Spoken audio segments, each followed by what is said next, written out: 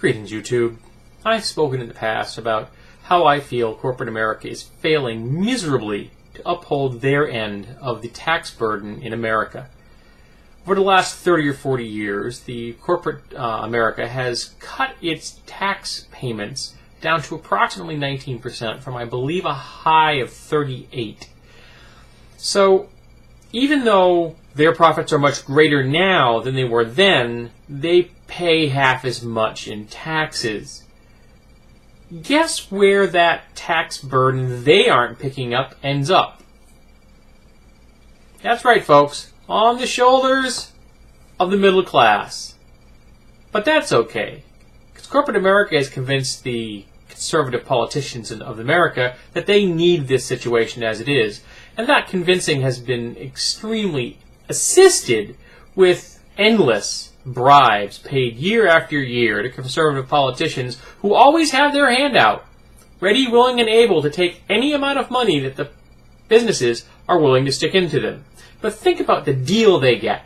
For a few $1 million each year, they get tax breaks and deals from the government worth billions. An example.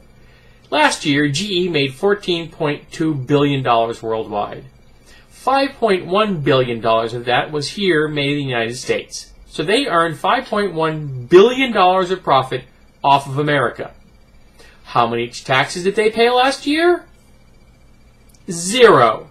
In fact, they claimed a tax benefit of over $3 billion. I want you to let that sink in there for a second. They earned $5.1 billion in the U.S., and they paid no taxes. Now, anyone watching this video who works for a living paid taxes last year. I paid taxes last year. I paid taxes out of my last paycheck. And yet, GE paid no taxes. That's immoral, unethical, and should be illegal. We need to make sure that the corporations that practice here in the United States pay their fair share of taxes. They benefit from the public trust, and yet they put nothing into it. Now, there was a big falderall back in during the Ronald Reagan era about welfare queens. Now, he made up the welfare queen. The woman he spoke about was a complete and utter fabrication. She was a lie. Reagan lied to the American people. He lied to the world on the international level. He lied and lied and lied. He was good at lying. And he made up that story about the welfare queen to make people hate all Americans, particularly black Americans, that were on welfare. Well, folks, GE is the perfect example. A real life, for true, welfare queen. Sucking at the teat of the American taxpayer and giving nothing in return.